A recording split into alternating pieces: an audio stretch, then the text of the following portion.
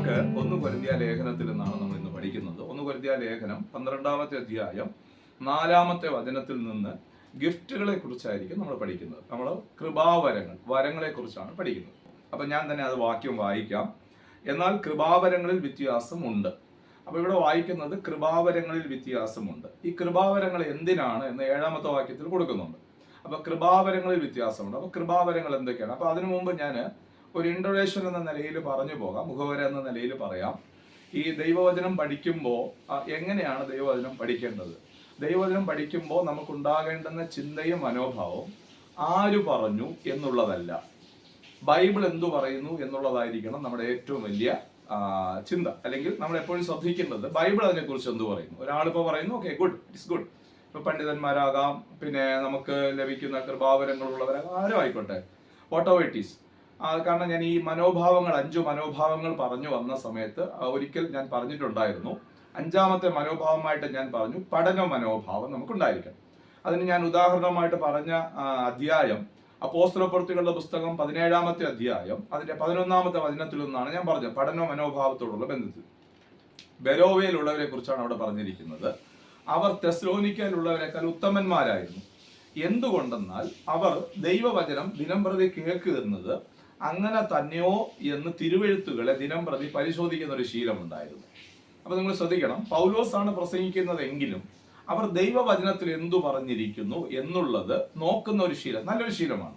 ഇപ്പൊ ആര് പ്രസംഗിച്ചിരുന്നാലും, ഈവൻ ഞാൻ പ്രസംഗിച്ചിരുന്നാലും മറ്റൊരു ദേവദാസൻ പ്രസംഗിച്ചിരുന്നാലും ദൈവദാസന്മാരുടെ അറിവുകളും പിന്നെ അവരുടേതായ പഠനങ്ങളും എല്ലാം നമുക്ക് അനിവാര്യമാണ്, ആവശ്യമാണ്. ആത്മീക വർധനവിന് അത് കാരണമായി തീരേണ്ടതുമാണ്. അതെല്ലാം നമുക്കറിയാം. ഒപ്പം തന്നെ പ്രധാനമായിട്ട് നമ്മൾ മനസ്സിലാക്കിച്ച് ഇരിക്കേണ്ടുന്ന ഏറ്റവും പ്രധാനപ്പെട്ട കാര്യം എന്ന് പറയുന്നത് അതിനെക്കുറിച്ച് എന്താണ് ദൈവവചനം പറയുന്നത്. അപ്പൊ അവരെ പറഞ്ഞിരിക്കുന്നത് അവർ തെസ്സലോനിക്കയിലുള്ളവരെക്കാൾ ഉത്തമന്മാരായിരുന്നു. അത് അന്വേഷിക്കുന്നുണ്ട്. അപ്പോൾ എന്റെ മുഖവര വാക്കുകൾ പറഞ്ഞിട്ട് ഞാൻ ഇതിലേക്ക് കയറുകയാണ്. പ്രധാനമായിട്ടും ദൈവവചനം എന്തു പറഞ്ഞിരിക്കുന്നു എന്നുള്ളതാണ് കൃപാവരങ്ങളെ കുറിച്ച് നമ്മൾ പരിശോധിക്കുമ്പോൾ വരേണ്ടത്. അപ്പൊ നമ്മൾ അറിവിനേക്കാളും വ്യത്യസ്തമായ നിലകളിൽ ദൈവവചനത്തിന്റെ ഭാഗങ്ങളായിരിക്കാം ഞാൻ വിവരിച്ചു പോരുന്നത്. അതുകൊണ്ടാണ് ഞാൻ എടുത്തു പറഞ്ഞത്. അപ്പൊ ഈ കൃപാവരങ്ങൾ എന്തിനാണ്, ഏതുവരെയാണ്? അപ്പൊ കൃപാവരം എന്ന് പറയുമ്പോൾ തന്നെ കൃപ എന്ന വാക്ക് അത് കണക്റ്റഡ് ആണ്. കൃപയോടുള്ള വരമാണ്, കൃപയോടുകൂടിയ വരം. അപ്പൊ കൃപ എന്ന് പറയുമ്പോൾ നമുക്കറിയാം ആ വേർഡിന്റെ വ്യാഖ്യാനം നമുക്കറിയാം, അർഹിക്കാത്ത സ്ഥാനത്തെ ദൈവത്തിന്റെ ദാനം. ഒന്നുകൂടെ ഞാൻ പറയാം, അർഹിക്കാത്ത സ്ഥാനത്തെ ദൈവത്തിന്റെ ദാനം. പ്രാർത്ഥനയോടെയോ ഉപവാസത്തിന്റെയോ അനന്തരഫലമായോ നമ്മളുടെ വിശുദ്ധിയുടെ ഫലമായിട്ടോ ലഭിക്കുന്നതല്ല കൃപാവരം. കൃപാവരം എന്ന് പറയുന്നത് നമുക്ക് ഒരു യോഗ്യതയും ഇല്ല. ആ യോഗ്യതയില്ലാത്ത മനുഷ്യന് ദൈവം തൻ്റെ യോഗ്യത നൽകി ആ മനുഷ്യനെ മറ്റുള്ളവർക്ക് പ്രയോജനപ്പെടാൻ വേണ്ടിയിട്ട് ഉപയോഗിക്കുവാനാണ് ഈ വരങ്ങൾ തന്നിരിക്കുന്നത്. ഒരു കൊച്ചു എക്സാമ്പിൾ അതിന് പറയാം. പഴയ നിയമത്തിൽ നമുക്ക് ബിലയാം എന്ന പ്രവാചകനെ അറിയാം. ബിലയാം എന്ന പ്രവാചകൻ പ്രവചിക്കാൻ വേണ്ടി പോകുന്ന സമയത്ത്, ഇസ്രായേലിന് വിരോധമായിട്ട് പ്രവചിക്കാൻ ബാരാക്ക് വിളിച്ചുകൊണ്ട് പോവുകയാണ്. ഈ പ്രവചിക്കാൻ പോകുന്ന സമയത്ത് അദ്ദേഹത്തോട് സംസാരിക്കാൻ, കാരണം അദ്ദേഹം മറുത്തു. ദൈവം ആദ്യം പറഞ്ഞു പോകരുത്, രണ്ടാമത് പോകാൻ ഒരുമ്പെട്ടു, പോയി ദൈവത്തോട് ആലോചന ചോദിച്ചു. നിർബന്ധം കാരണം ദൈവം പൊക്കോളാൻ പറഞ്ഞു. പക്ഷെ ഒരിക്കൽ ഉവ്വെന്നും മറ്റൊരിക്കൽ ഇല്ലെന്നും പറയുന്നവനല്ല ദൈവം. ഒരിക്കൽ ഉവ്വെന്ന് പറഞ്ഞാൽ അവിടുന്ന് പറയുന്നത് അങ്ങനെ തന്നെയായിരിക്കും, അവിടുത്തെ വാക്കുകൾ മാറുകയില്ല. പിന്നീട് ആ വിഷയത്തിന് നമുക്ക് നമ്മുടെ പരിധിയിലേക്ക് കൊണ്ടുവരാൻ ഒരാലോചന ചോദിക്കാതിരിക്കുന്നത് നല്ലതാണ്, ഏറ്റവും നല്ലതാണ്. കാരണം ദൈവം ഒരിക്കൽ നോ എന്ന് പറഞ്ഞാൽ അത് എസ് എന്ന് നമുക്ക് ഒരിക്കലും പറയിക്കുവാൻ സാധ്യമല്ല. നോ എന്ന് പറഞ്ഞാൽ നോ തന്നെയാണ്. എന്നാൽ ബിലയാം എന്ന പ്രവാചകൻ ആവർത്തിച്ച് ചെന്ന് ഞാൻ പൊക്കോളട്ടെ എന്ന് ചോദിച്ചപ്പോൾ പറഞ്ഞു പൊക്കോളാൻ പറഞ്ഞു. എന്നാൽ ആ നിമിഷം തന്നെ ദൈവത്തിന്റെ ദൂതൻ, കാരണം ഈ വിരോധമായ പ്രവൃത്തികൾ ഒരു മനുഷ്യൻ ചെയ്യുവാൻ തുടങ്ങുമ്പോൾ തന്നെ ദൂതൻ റെഡിയാണ്. ദൂതനോട് കൽപ്പിക്കേണ്ട, പോകാൻ ഒന്നും പറയണ്ട. വിരോധം പറഞ്ഞു കഴിഞ്ഞാൽ ഉടനെ ദൂതൻ ഊരിപ്പിടിച്ച വാളുമായി നിൽക്കുകയാണ്. അപ്പൊ ഇത് കഴുത കാണുകയുണ്ടായി. കഴുതയുടെ കണ്ണ് തുറന്നു കൊടുത്തു. കഴുത കണ്ടു. കാരണം ഇടുക്കമുള്ള വഴിയിലൂടെ യാത്ര ചെയ്യുകയാണ്. നേരെ പോയാൽ ബിലയാമിനെ കൊന്നുകളയും, വാളെടുത്ത് വെട്ടും. ഇത് ഉറപ്പായി വന്നപ്പോഴത്തേക്ക് ബിലയാം ഉടനെ ഈ കഴുത കിടന്നു കളഞ്ഞു. അപ്പൊ കഴുതയെ കയ്യിലിരുന്ന വടി കൊണ്ട് അടിച്ചേച്ച് ബിലയാം പറയാണ്, എന്റെ കയ്യിൽ വാളുണ്ടായിരുന്നെങ്കിൽ ഞാനിപ്പോ നിന്നെ വെട്ടിക്കൊല്ലുമായിരുന്നു. അപ്പൊ ആ ഉരിയാട കഴുത വായ് തുറന്ന് സംസാരിച്ചു. ആ കഴുത പറഞ്ഞത് യജമാനെ അങ്ങനെയല്ല എന്ന് പറഞ്ഞ് സംസാരിക്കുന്ന ഭാഗം നമുക്കറിയാം. അത് ഞാൻ ഓർമ്മയിൽ കൊണ്ടുവന്നത് കഴുതയുടേതായ പ്രാഗൽഭ്യമോ കഴുതയുടേതായ എന്തെങ്കിലും ക്വാളിറ്റിയോ കൊണ്ടല്ല കഴുതയ്ക്ക് ആ വരം കൊടുത്തത്. ഇതിനാണ് വരം എന്ന് പറയുന്നത്. കഴുത സംസാരിച്ചു, കഴുത പ്രവചിച്ചു, അല്ലെങ്കിൽ കഴുത ഒരു വെളിപ്പാട് കാണുകയാണ്, ദർശനം കാണുകയാണ്. വെളിപ്പാടാണ്, ദർശനമല്ല, സോറി, വെളിപ്പാട് കാണുകയാണ്. അപ്പൊ നമുക്ക് അതിനെ വ്യാഖ്യാനിച്ച് പഠിക്കാൻ കഴിയുമെന്ന് ഞാൻ കരുതുന്നു. ഇല്ലെങ്കിൽ മറ്റു ക്ലാസ്സുകളിൽ നമ്മൾ അത് കണ്ടിന്യൂ ചെയ്യുന്നതായിരിക്കും. ഞാൻ ഇത് എന്തിനു പറഞ്ഞു എന്ന് ചോദിച്ചാൽ, ഓരോ മനുഷ്യനെയും ദൈവം വിളിക്കുമ്പോൾ ഓരോ മനുഷ്യർക്കും വ്യത്യസ്ത നിലകളിലുള്ള വരം ദൈവം കൊടുത്തിട്ടുണ്ട്. അപ്പൊ ഞാൻ കൃപാവരം എന്ന വാക്ക് നിങ്ങൾക്ക് മനസ്സിലായി എന്ന് കരുതുന്നു. കൃപാവരം എന്ന് പറഞ്ഞാൽ നമ്മുടെ ശ്രേഷ്ഠത നിമിത്തമോ എന്തെങ്കിലും നമ്മളിലുള്ള വിശുദ്ധി നിമിത്തമോ ശുദ്ധി നിമിത്തമോ ലഭ്യമാകുന്നതല്ല. അതിനെ സൂക്ഷിക്കേണ്ട ഉത്തരവാദിത്വം നമ്മുടേതാണ്. പക്ഷെ നമുക്ക് ലഭിച്ചത് നമ്മുടെ പ്രാർത്ഥനയുടെ കൂടുതൽ കൊണ്ടല്ല. അതുകൊണ്ടാണ് ഇതിലൊന്നും പ്രശംസിക്കരുതെന്ന് പറയുന്നത്. ഇതിലൊന്നും പ്രശംസിക്കരുത്. ഒരാൾ പ്രവചനം പറയുന്നെങ്കിൽ ഓക്കെ, ഇറ്റ് ഇസ് ഗുഡ്. രോഗശാന്തി ഉണ്ടെങ്കിൽ നല്ലതാ. ഭൂതങ്ങളെ പുറത്താക്കാനുള്ള വരം ഉണ്ടെങ്കിൽ അത് നല്ലതാണ്. പക്ഷെ ആ വരം വെച്ചിട്ട് ഒരിക്കലും അഹങ്കരിക്കാനോ നിഗളിക്കുവാനോ പാടുള്ളതാണ്. അപ്പൊ താഴ്മയുള്ള ഇടത്താണ് കൃപാവരങ്ങൾ കൂടുന്നതും കൃപ കൂടുകയും ചെയ്യുന്നത്. അപ്പൊ ഞാൻ പറയുന്നു, കൃപ അറ്റാച്ച്ഡ് ബൈ എന്താ പറയേണ്ടത്, ഈ വരം. അപ്പൊ ഈ കൃപ ഇങ്ങനെ അറ്റാച്ച്ഡ് ആയിരിക്കുകയാണ്, കൃപാവരങ്ങൾ തമ്മിൽ ഇങ്ങനെ ഇണഞ്ഞിരിക്കണം. അപ്പൊ ഏതുവരെയാണ് കൃപാവരം എന്ന് ചോദിച്ചു കഴിഞ്ഞാൽ, നമ്മൾ പലപ്പോഴും നമ്മുടെ വരങ്ങൾ യൂസ് ചെയ്യാറില്ല, പ്രയോജനപ്പെടുത്താറില്ല. ഏറെക്കുറെ എല്ലാ കാലങ്ങളിലും കണ്ടുവരുന്ന ഒരു പ്രവണത എന്ന് പറയുമ്പോൾ, ദൈവത്തിൽ നിന്ന് പ്രാപിക്കാൻ മാത്രമാണ് നമ്മൾ സമയം കണ്ടെത്തുന്നത്. ദൈവത്തിൽ നിന്ന് വാങ്ങുന്നു, പക്ഷെ അത് കൊടുക്കുന്നില്ല. ദൈവത്തിൽ നിന്ന് വാങ്ങുന്നതിനോടൊപ്പം നമ്മൾ കൊടുക്കണം. അതാണ് ദൈവം ആഗ്രഹിക്കുന്നത്. ദൈവം എല്ലാവർക്കും കൊടുക്കുവാൻ, തരുവാൻ സമ്പന്നനാണ്. അപ്പൊ നമുക്ക് തരുന്നത് മറ്റുള്ളവർക്കും കൂടെ നമ്മൾ നൽകണം. അതിനെ കടക്കാരാണെന്നാണ് പറഞ്ഞിരിക്കുന്നത്. അതിന് കടം, ഈ കടം രണ്ട് നിലകളിലുണ്ട്. മറ്റുള്ളവരിൽ നിന്ന് നമ്മൾ വാങ്ങി കൊടുക്കേണ്ടുന്ന കടമുണ്ട്. അപ്പൊ ദൈവം നമ്മളെ ഏൽപ്പിച്ചത് വേറൊരാൾക്ക് വേണ്ടിയുള്ളതാണ്, നമ്മുടെ പക്കലുണ്ട്. അത് കൊടുത്തില്ലെങ്കിൽ ആ വിഷയത്തിൽ നമ്മൾ കടമപ്പെട്ടിരിക്കുകയാണ്, അല്ലെങ്കിൽ കടപ്പെട്ടിരിക്കുകയാണ്. അങ്ങനെ ഒരു അർത്ഥം അതിനകത്ത് വരുന്നുണ്ട്. വളരെ ആ കാര്യങ്ങളിൽ ഒന്ന് ശ്രദ്ധിക്കണം. അപ്പൊ ഭൂമിയിൽ പലരോടും നാം കടപ്പെട്ടവരാണ്. ഒന്ന് സുവിശേഷ നിമിത്തം നാം കടപ്പെട്ടിട്ടുണ്ട്. പൗലോസിന് അതിന് പ്രാഗൽഭ്യം ഉണ്ടായിരുന്നു. പൗലോസിന് ഒരു ദിക്കും ഒരു എല്ലയും ശേഷിക്കാതെ ആരോടും പൗലോസ് കടപ്പെട്ടിട്ടുണ്ടായിരുന്നില്ല. പൗലോസിനെ ഏൽപ്പിച്ച ഉത്തരവാദിത്വം, ദൗത്യം പൗലോസ് കൃത്യമായി നിർവഹിക്കുന്ന മനുഷ്യനായിരുന്നു പൗലോസ്. അപ്പോൾ ഞാൻ അതിന്റെ ഏറ്റവും പ്രധാനപ്പെട്ട വിഷയങ്ങളിലോട്ട് ഇനി താഴോട്ട് നമ്മൾ വരിക. ഇനി അടുത്തത് ഞാൻ പറയുന്നു, ഏതുവരെയാണ് കൃപാവരം എന്ന് ചോദിച്ചാൽ, ഒരു മനുഷ്യൻ മണ്ണിൽ നിന്ന് മറയുന്ന കാലം വരെയും അവനിൽ പകർന്നിരിക്കുന്ന കൃപാവരം നഷ്ടപ്പെട്ടു പോവുകയില്ല. ഞാൻ ആദ്യം പറഞ്ഞ ഭാഗം ഇതിനെ കണക്ട് ചെയ്യണം. താൻ അതിനെ സൂക്ഷിക്കുന്നിടത്തോളം കാലം ഒരു കാരണവശാലും അത് നഷ്ടപ്പെട്ടു പോവുകയില്ല. അദ്ദേഹം അത് ദൈവം നൽകിയതാണെന്നുള്ള ഉത്തമ ബോധത്തോടെ സൂക്ഷിക്കണം. അതിനെ അനാവൃത്തമാക്കി കളയരുത്, അതിനെ ദുരുപയോഗം ചെയ്യരുത്, ഇതിനെ ബിസിനസ് ആക്കരുത്. ഏറ്റവും പ്രധാനപ്പെട്ട ഒരു കാര്യമാണ്, ഇതിനെ ബിസിനസ് ആക്കരുത്. ഒരിക്കലും വരങ്ങൾ ബിസിനസ് ആക്കരുത്. നമ്മുടെ ശുശ്രൂഷയാണെങ്കിൽ ഞാൻ പറഞ്ഞു വരുമ്പോൾ നിങ്ങൾ ശ്രദ്ധിക്കണം. ഏകദേശം 25 കൂട്ടം വരങ്ങളെ കുറിച്ചായിരിക്കും നമ്മൾ സംസാരിക്കുന്നത്. 1 കൊരിന്ത്യർക്കെഴുതിയ ലേഖനം അതിന്റെ 9-ാമത്തെ അധ്യായത്തിൽ മാത്രം 11 വരങ്ങളെ കുറിച്ച് നമ്മൾ പഠിക്കുകയും തുടർന്ന് 14 വരങ്ങളെ കുറിച്ച് മറ്റ് ലേഖനങ്ങളിൽ നിന്ന് നമ്മൾ പഠിക്കുകയും ചെയ്യും. ഞാൻ ഇതെല്ലാം പറയുന്നത് പുതിയ നിയമത്തെ ബേസ് ചെയ്തുകൊണ്ടാണ്. അപ്പൊ 25 വരങ്ങളെ ബേസ് ചെയ്തുകൊണ്ടായിരിക്കും ഞാൻ സംസാരിക്കുന്നത്. അതുകൊണ്ടാണ് ഞാൻ നേരത്തെ സൂചിപ്പിച്ചത്, നമ്മൾ ആര് പറഞ്ഞു എന്നുള്ള വർത്തമാനങ്ങളെക്കാൾ ബൈബിൾ എന്തു പറയുന്നു എന്നുള്ള വസ്തുതകൾക്കായിരിക്കണം പ്രാധാന്യം നൽകേണ്ടത്, അല്ലെങ്കിൽ ഇമ്പോർട്ടൻസ് നൽകേണ്ടത്. അതിനാണ് നമ്മൾ നോക്കുന്നത്. അപ്പൊ ഞാൻ പറഞ്ഞു, മരണം വരെയാണ് ഒരു മനുഷ്യന്റെ വരങ്ങൾ അവനിലായിരിക്കുന്നത്. കാരണം ഒരു മനുഷ്യന്റെ ഇന്നുകളെയും നാളുകളെയും കണ്ടുകൊണ്ടാണ് ദൈവം വരങ്ങൾ നൽകുന്നത്. ഇന്നത്തെ ആ നിലവാരം ദൈവത്തിന് അറിയാം. നമ്മൾ ആരാണ്, എന്താണ്, നാളെ ആരാകും, എന്താകും എന്നുള്ള വസ്തുതകളെ നന്നായി അറിഞ്ഞിട്ടാണ് ദൈവം നമുക്ക് വരം നൽകുന്നത്. അപ്പൊ മരണം വരെ ഈ വരം നഷ്ടപ്പെട്ടു പോവുകയില്ല. അതിനെന്തെങ്കിലും ഡൗട്ട് പിന്നീട് ഉള്ളവർ എന്നോട് ചോദിച്ചാട്ടെ, പാസ്റ്ററോട് ആ കാര്യങ്ങൾ നിങ്ങൾ ചോദിച്ചാൽ ഞാൻ അതിനെ വ്യക്തമാക്കി തരാം. അപ്പൊ അതിന് പ്രധാനപ്പെട്ട ഒരു കാര്യമാണ്. നമുക്ക് പഴയ നിയമത്തിലേക്ക് വരുമ്പോൾ ഒത്തിരി പ്രവാചകന്മാരുടെ പട്ടിക നമുക്ക് കാണാൻ കഴിയുന്നുണ്ട്. അതിൽ മരണം വരെ തന്നെ ഏൽപ്പിച്ച ശുശ്രൂഷയുടെ ദൗത്യം നിർവഹിച്ച പ്രവാചകനാണ് എലീശാ പ്രവാചകൻ. അദ്ദേഹത്തെ കുറിച്ച് പറഞ്ഞിരിക്കുന്നത് 2 രാജാക്കന്മാരുടെ പുസ്തകത്തിലാണ്. അതിന്റെ 13-ാമത്തെ അധ്യായം 14 മുതലുള്ള വാക്യങ്ങൾ വായിച്ചു വരുമ്പോൾ അവിടെ എലീശയെ കുറിച്ച്, എലീശാ പ്രവാചകൻ, ഞാൻ പറഞ്ഞത് മാറിപ്പോയിട്ടുണ്ടെങ്കിൽ ദയവായി ക്ഷമിക്കുക. എലീശാ പ്രവാചകൻ മരണകരമായ രോഗം ബാധിച്ചു. അവിടെ നമ്മൾ വായിക്കുന്നതാണ്, ഈ ശരീരത്തിലുള്ള രോഗം ശരീരത്തിലുള്ള മരണം, അതിന് കാരണം ഞാൻ ഒരിക്കൽ പറഞ്ഞിട്ടുണ്ടായിരുന്നു, നിങ്ങളുടെ ഓർമ്മയിൽ ഉണ്ടാകും എന്ന് ഞാൻ കരുതുന്നു. എന്തുകൊണ്ടാണ് നമ്മൾക്ക് ശാരീരിക രോഗങ്ങൾ വരുന്നത്? അതിന് പല കാരണങ്ങളുണ്ട്.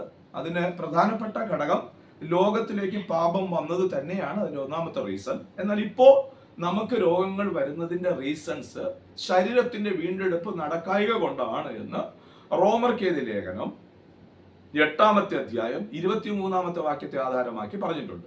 എല്ലാം പ്രതികൂലമല്ല, എല്ലാം പോരാട്ടമല്ല. എല്ലാ രോഗങ്ങളും പ്രതികൂലമല്ല, എല്ലാ രോഗങ്ങളും പോരാട്ടമല്ല. എന്നാൽ ബാധകളുണ്ട്, രോഗബാധയുണ്ട്. അങ്ങനെ ബാധ സംബന്ധിക്കുന്ന രോഗങ്ങളുണ്ട്. അത് പുതിയ നിയമത്തിൽ നമുക്ക് കാണാൻ കഴിയുന്നുണ്ട്. അതൊക്കെയുണ്ട്. എന്നാൽ എല്ലാ രോഗങ്ങളും പ്രകൃതിദത്തമായിരിക്കുന്ന രോഗങ്ങൾ നമുക്ക് വരാം, ഇൻഫെക്ഷൻസ് വരാം, വൈറസുകൾ നമുക്ക് വരാം. ഇതെല്ലാം ഈ പ്രകൃതിയിൽ ഉണ്ടായ ശാപത്തിന്റെ അനന്തരഫലമായി ഉൽപ്പത്തി പുസ്തകത്തിൽ എഴുതിയിരിക്കുന്ന 3-ാമത്തെ അധ്യായത്തിൽ അതിന്റെ 15 മുതലുള്ള വാക്യങ്ങൾ താഴോട്ട് 23 വരെയുള്ള വാക്യങ്ങൾ നമ്മൾ വായിക്കുമ്പോൾ അവിടെ രേഖപ്പെടുത്തിയിരിക്കുന്നത് 19 വരെയുള്ള വാക്യങ്ങൾ രേഖപ്പെടുത്തിയിരിക്കുന്നത് 16 കൂട്ടം ശാപങ്ങളാണ് മാനവ സമൂഹത്തിന്മേൽ വീണത്. നമ്മുടെ ആത്മാവിന്റെ വീണ്ടെടുപ്പ് മാത്രം നടന്നിരിക്കുന്നത് കൊണ്ടും ചില ശാപങ്ങളിൽ നിന്നുള്ള വീണ്ടെടുപ്പ് നടത്തിയിരിക്കുന്നത് കൊണ്ടും ശാരീരിക വീണ്ടെടുപ്പ് നടക്കായി കൊണ്ടും നമുക്ക് രോഗം വരാം. അതൊരിക്കലും എന്തായിരിക്കില്ല, പാപമായിരിക്കില്ല. അത് മനസ്സിൽ നിങ്ങൾ കരുതിക്കൊള്ളും. കാരണം നമ്മളിവിടെ വായിക്കുന്നത് ഇങ്ങനെയാണ്. ഞാൻ തന്നെ വായിക്കാം. നിങ്ങൾ ബൈബിൾ കൂടെ ഈ റെഫറൻസ് പറയുമ്പോൾ ഒന്ന് എടുത്ത് നിങ്ങൾ എന്നോട് കൂടെ ഫോളോ ചെയ്താൽ മതി. കാരണം നമ്മുടെ സമയം മുമ്പിൽ ഇല്ലാത്തത് കൊണ്ട് ഓരോരുത്തരെയും വായിപ്പിക്കാൻ സമയം ഏൽപ്പിച്ചാൽ ഞാൻ ആഗ്രഹിക്കുന്ന അല്ലെങ്കിൽ നമുക്ക് കൈമാറേണ്ടത് സന്ദേശം കൈമാറാൻ കഴിയാതെ പോകും. അതിന്റെ 13-ാമത്തെ അധ്യായമാണ് 2 രാജാക്കന്മാരുടെ പുസ്തകം. അതിന്റെ 14-ാമത്തെ വാക്യം ഇങ്ങനെയാണ് രേഖപ്പെടുത്തിയത്. ആ കാലത്ത് എലീശ മരണഹേതുവായ രോഗം പിടിച്ചു കിടന്നു. മരണഹേതുവായ രോഗം പിടിച്ചു കിടന്നു. അപ്പോൾ ഇസ്രായേൽ രാജാവായ യോവാഷ് അവന്റെ അടുക്കൽ ചെന്ന് അവന്റെ മുഖത്തിന് മീതെ കുനിഞ്ഞു കരഞ്ഞു, എന്റെ പിതാവേ, എന്റെ പിതാവേ, ഇസ്രായേലിന്റെ തേരും തേരാളിയുമായുള്ളവേ എന്ന് പറഞ്ഞ് എലീശ അവനോട് അമ്പും വില്ലും എടുക്കുക എന്ന് പറഞ്ഞു. ഞാൻ അവിടെ എക്സ്പ്ലെയിൻ ചെയ്ത് നിൽക്കുന്നില്ല. അവിടെ എലീശ പ്രവാചകൻ അദ്ദേഹത്തിന്റെ രാജ്യഭരണത്തെക്കുറിച്ചും എതിരാളികളെ നേരിടുവാൻ പോകുന്ന അരാമിന്മേൽ തനിക്ക് വരാനുള്ള ജയത്തെക്കുറിച്ചും അവിടെ പ്രവചിക്കുകയാണ്. ഈ പ്രവചനം തീരുമ്പോൾ, പ്രവചിച്ചു കഴിഞ്ഞു, അതിനുശേഷം പ്രവചനം തീരുന്ന അതിനുശേഷം ദൈവപുരുഷൻ മരണപ്പെടുന്നു. 20-ാമത്തെ വാക്യത്തിൽ നമ്മൾ വായിക്കാം, എന്നാൽ എലീശ മരിച്ചു.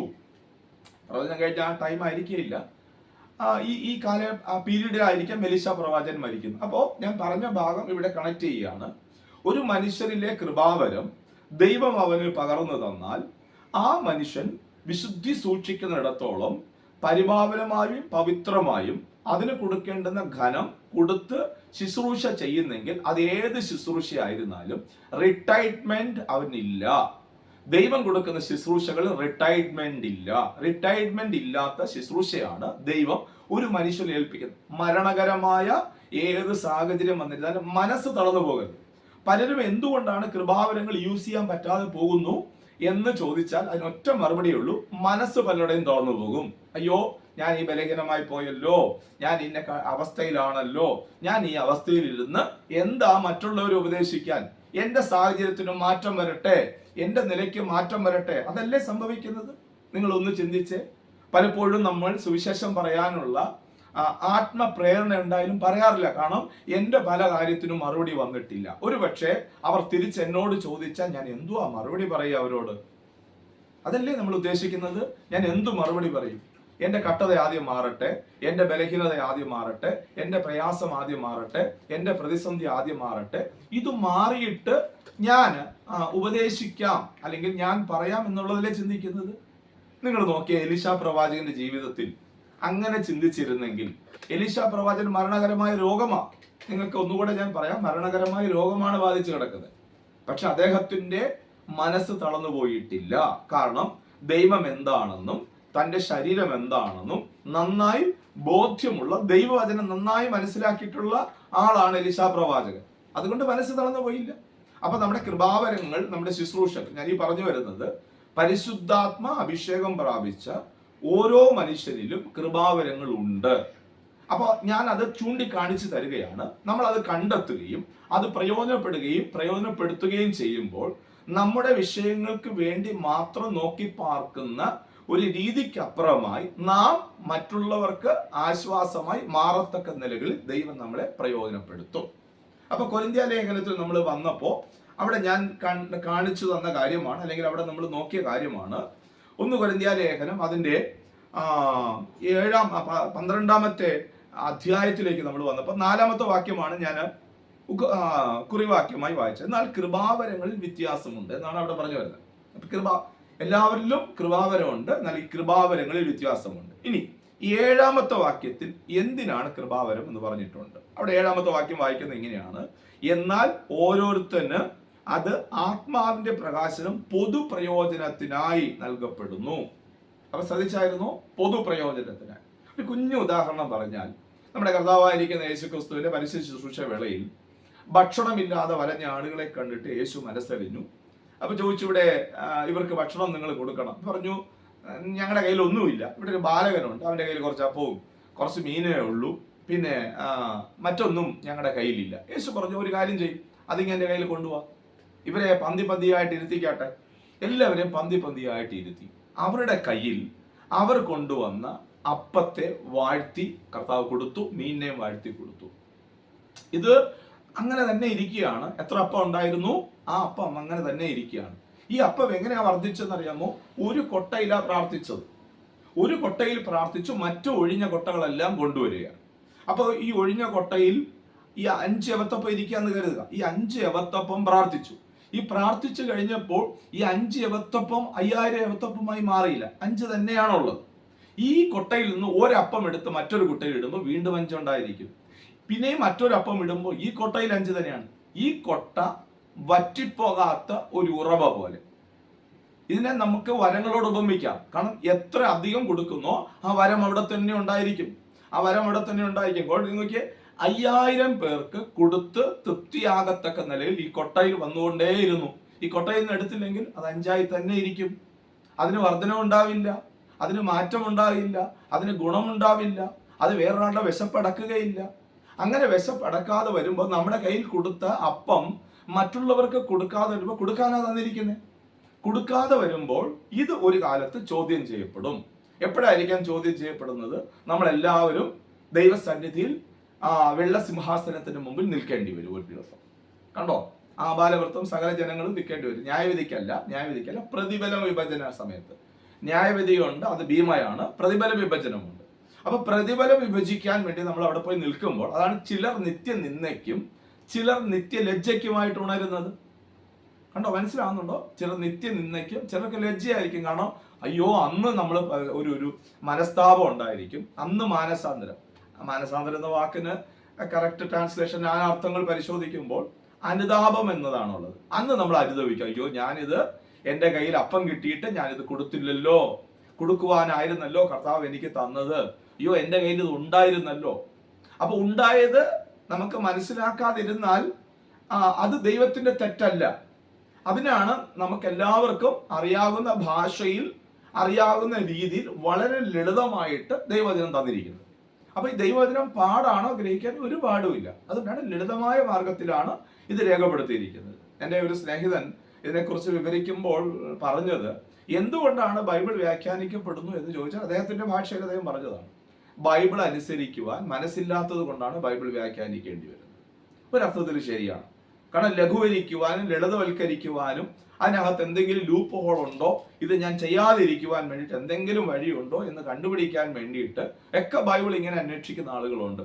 മറ്റാരെങ്കിലും വിളിച്ചാൽ ഇതിനകത്ത് ഒരു പരിഹാരമോ പോം വഴിയോ ഉണ്ടാകുമോ എന്ന് കരുതി ബൈബിൾ വായിക്കുന്ന ആൾക്കാരുണ്ട്. എല്ലാവരും അല്ല, എന്നാൽ അങ്ങനെ വായിക്കുന്ന ആളുകളുണ്ട്. അപ്പൊ ഇവിടെ നമ്മുടെ കയ്യിൽ കിട്ടിയിരിക്കുന്നത് കൊടുക്കണം.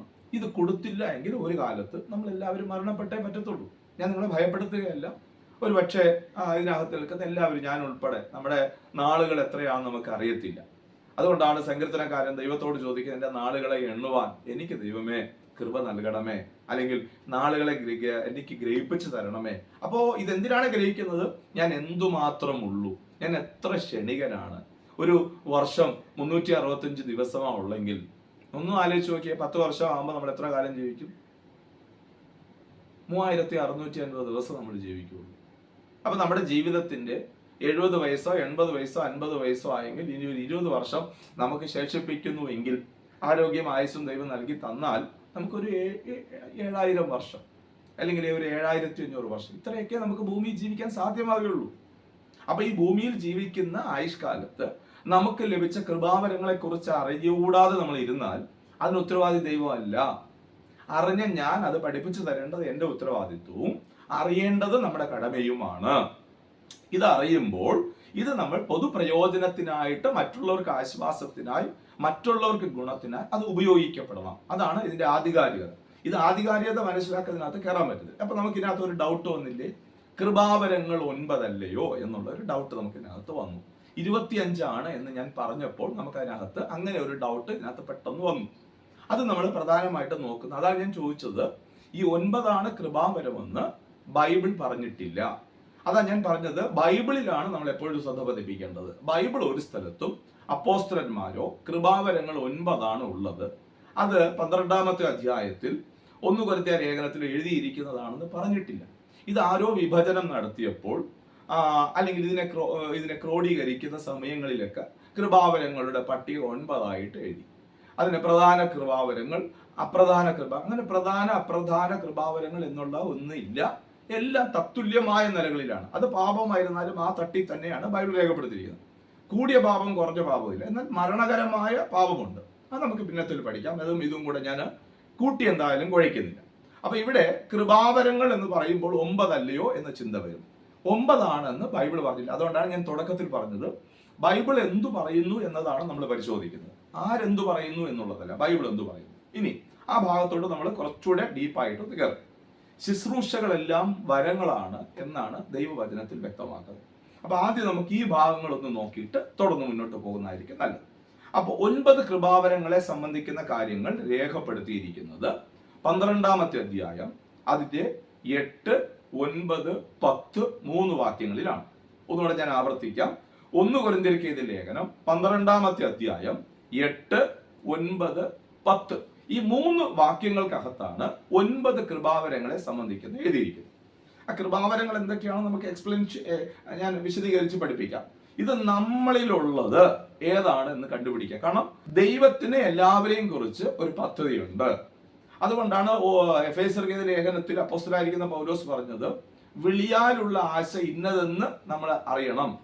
അപ്പൊ ദൈവം നമ്മളെ വിളിക്കുമ്പോൾ ദൈവത്തിന് നമ്മളെ കുറിച്ച് ഒരു ആശയുണ്ട്.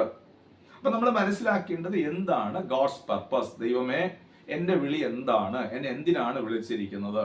ആ വിളിയോടുള്ള ബന്ധത്തിൽ വിളിച്ച നമുക്ക് പരിശുദ്ധാത്മാവിനെ പ്രാപിക്കുമ്പോൾ, പരിശുദ്ധാത്മാവിനെ നൽകുമ്പോൾ അതിനോടൊപ്പം തന്നെ ആ കൃപാവരങ്ങളും പ്രകാശിതമാണ്. പക്ഷെ നമ്മൾ ഇത് കണ്ടുപിടിക്കുകയോ മനസ്സിലാക്കുകയോ ചെയ്യാത്തത് കൊണ്ട് നമുക്കത് ഉപയോഗിക്കാൻ കഴിയുന്നില്ല. അത് അവിടെ തന്നെ ഇരിക്കുകയാണ്.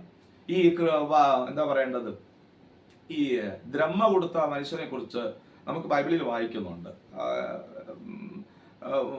ഒരു മനുഷ്യൻ, അദ്ദേഹം വിദേശത്ത് പോകുമ്പോൾ ഓരോരുത്തരെയും വിളിച്ചിട്ട്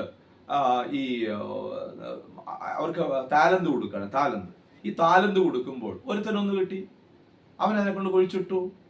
കണ്ടോ, അവന് കിട്ടിയത് അവൻ കൊണ്ട് കുഴിച്ചിട്ടു. ഞാൻ ഇതാ പറഞ്ഞത്, കുഴിച്ചിടുന്ന മനുഷ്യൻ ഒരു കാലത്ത് ദൈവസന്നിധിയിൽ പോയി നിൽക്കേണ്ടി വരുമ്പോൾ, ദൈവമേ നീ എനിക്ക് ഒന്നും തന്നില്ല, നീ ഒന്നല്ലേ തന്നത്, എനിക്ക് ഉപയോഗിക്കാൻ കഴിഞ്ഞില്ല എന്ന് പറയുമ്പോൾ മറ്റുള്ളവരുടെ മുമ്പിൽ നമുക്ക് ലജ്ജിതരായി തീരേണ്ടി വരും. കാരണം ഇത് വേറൊരാൾക്ക് വേണ്ടിയിട്ടുള്ളത് എൻ്റെ കയ്യിൽ തന്നതാ. ഞാൻ ഒരു കാഷ്യറായിട്ട് ഒരു ബാങ്കിൽ ഇരിക്കുന്ന സമയത്ത് എൻ്റെ ജോലി എന്താന്ന് ചോദിച്ചാൽ, ആരോ ഡിപ്പോസിറ്റ് ചെയ്യുന്നു, ബാങ്കിലുള്ള ഫണ്ട് ആരോ ഇട്ടത് അവർക്ക് കൊടുക്കാൻ ഞാൻ കടമപ്പെട്ടവനാണ്. ആ കസേരയിൽ ഞാൻ ഇരിക്കുമ്പോൾ ഇത് വാങ്ങുന്നു, കൊടുക്കുന്നു, അത്രയേ ഉള്ളൂ. എനിക്ക് അതിനകത്ത് പ്രശംസിക്കാനോ പുകഴുവാനോ ഒന്നുമില്ല. എന്നിലെ വിശുദ്ധി കൊണ്ടോ എന്നിലെ എന്തെങ്കിലും പ്രത്യേകത കൊണ്ട് ലഭ്യമായതല്ല എന്ന ഏറ്റവും വലിയൊരു അറിവ് നമുക്കുണ്ടാകണം. അപ്പൊ ഈ ഓരോ വരങ്ങളെ സംബന്ധിക്കുന്ന വിശദ വിവരങ്ങൾ നമുക്ക് പഠിക്കുന്നതിന് മുമ്പായി നമുക്ക് ഈ വരങ്ങൾ ഇത്രയും ഉണ്ടോ എന്നുള്ള കാര്യങ്ങളാണ് ആദ്യം നമുക്കൊന്ന് മനസ്സിലാക്കേണ്ടത്.